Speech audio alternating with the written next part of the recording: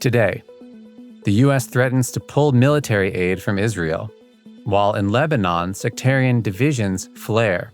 Early voting starts in Georgia as Kamala Harris and Donald Trump canvass the up-for-grabs state.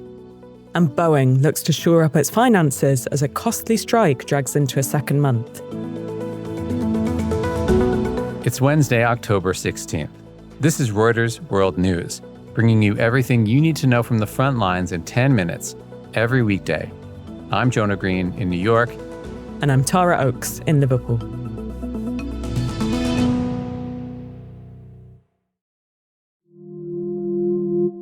The United States is warning Israel that it could cut off a supply of weapons if Israel doesn't improve the dire conditions in Gaza in the next 30 days. U.S. Secretary of State Antony Blinken and Defense Secretary Lloyd Austin sent the letter to Israel's defense minister on Sunday. Here's State Department spokesman Matthew Miller. What we have seen over the past few months is that the level of humanitarian assistance has not been sustained. In fact, it has fallen by over 50% from where it was at its peak. Humera Palmuk is our deputy foreign policy editor. Humera, how significant is the timing of this warning? If Israel somehow fails to fulfill the requirements that U.S. sets for it, perhaps U.S. will feel more comfortable doing something about it because it's going to be after the election. U.S. officials reject the argument that the motivation here had anything to do with the election. They say this is not the first time that we've issued such a warning, although this is one of the strongest ultimatums to date, for sure, if not the strongest. But really, what is the likelihood of the U.S. cutting off its weapons supply as a war in the Middle East continues to escalate? So for U.S. to cut weapons or military aid to Israel is really hard to conceive. What may happen is something similar to what happened in April. You might remember President Biden effectively threatened Prime Minister Netanyahu and said, if you do go ahead with a major operation in Rafah, then I'm going to restrict some U.S. military aid to Israel. And he withheld a shipment of 2,000-pound bombs. But with the exception of the 2,000-pound bombs, U.S. kept continuing to send arms and military aid to Israel.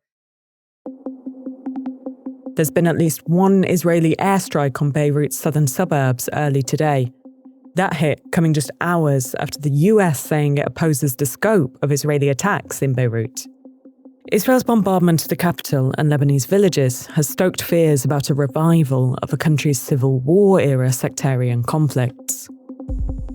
When Israeli forces began attacking Shi'ite Muslim villages suspected of housing Hezbollah fighters, Christians and Sunnis extended a hand and provided shelter to displaced neighbors, despite those sectarian divisions. Now those groups are growing uneasy, worried that displaced neighbors in their communities could be drawing Israel's assault to their own doorstep. Timur Azari is in Beirut and explains what's behind this rising sectarian tension. I went to Beirut's Hamra neighborhood and I visited a building which only a few years ago managed to evict squatters who had settled there during Lebanon's civil war. And then they wake up basically one morning last month to find that 200 people are now squatting in the building again as a result of this latest conflict. And I spoke to the lawyer who worked to evict those people, and she said, we're scared history is repeating itself. How does Lebanon's civil war factor into the current tensions? The war was fought between militias, which were tied to different religious groups. And when it ended, there was no real national reconciliation. The militia leaders entered government. Now, Hezbollah, which represents Shias, grew to become really the most powerful of those groups. And many in Lebanon see today that the reason the country is in this war is because Hezbollah decided to enter the war. And in a way, they see that the communities that they are welcoming Hezbollah's support base, while on a human level, they want to help them. On a political level, they're pretty frustrated and they don't want this war. How does Hezbollah view these rising tensions? Hezbollah is very concerned about its support base. I went to a school housing displaced people a few days ago, and it was during a visit by Hezbollah lawmakers. And I asked, how long are your supporters willing to bear this? And Can you tell them that they'll be going home soon? And his response was, our supporters are willing to bear this for as long as is necessary, and they're ready to take the harshest conditions as long as we get victory in the end. That's the political rhetoric, but I think there is a keen understanding in Hezbollah that at the end of the day, people are with this group because they ideologically support it, but they also are with Hezbollah because it had very strong services. And if we start to see that Hezbollah cannot provide for this community, there are definitely concerns in the group that that support will dwindle.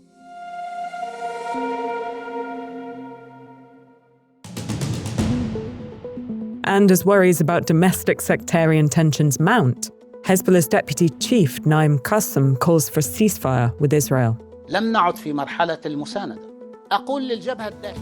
a ceasefire deal is reached, Qassem says residents of northern Israel will be allowed to return to their homes. And in Mexico, the mayor of the southwestern town of Candelaria, Loxiquia, was attacked outside his home, dying shortly after. It's the second murder of a mayor in Mexico this month.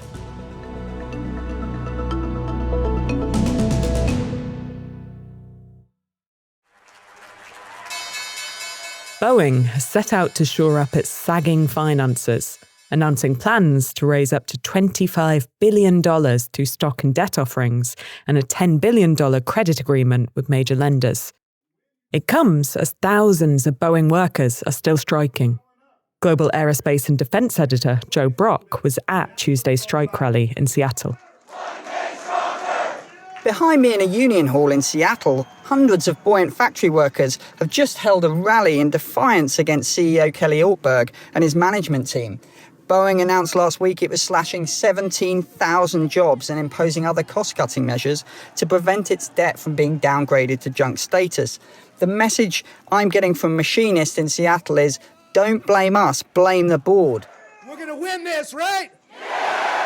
I've also spoken to workers who are taking a swipe at the company's leadership for a decade, where they have spent tens of billions of dollars on executive pay and share buybacks, while the wages of people here have lagged inflation. And sticking with the US economy, it's the focus of this week's Econ World podcast, out later today. Host Carmel Crimmins, you know who I mean, is looking at the impact of climate change on insurance cover and the potential implications for US house prices. You can catch it on Reuters.com, the Reuters app, or wherever you get your podcasts. Early voting has begun in Georgia, one of 7 closely contested states that are expected to determine the outcome of the presidential election in less than 3 weeks. I think this is probably the most important voting season of our lifetime. That's Peg Timpone casting her ballot in Cobb County, Georgia. Both Vice President Kamala Harris and former President Donald Trump have been canvassing Georgia in recent weeks. Trump last night held a rally in Atlanta, while Harris was in Detroit, Michigan, to sit down with Black comedian and radio host Charlemagne the God for his program, The Breakfast Club. Harris defended her record as a prosecutor, pledged to decriminalize marijuana, and to push for police reform.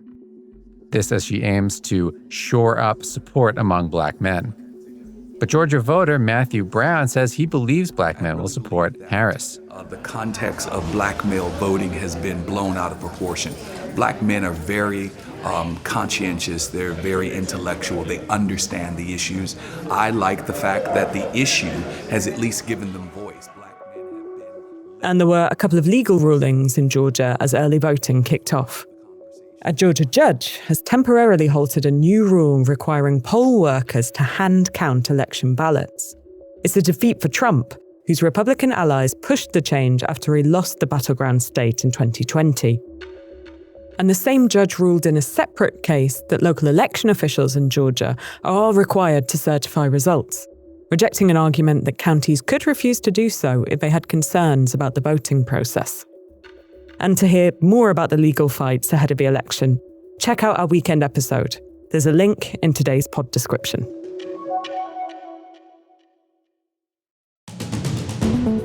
For today's recommended read, a story on career changes.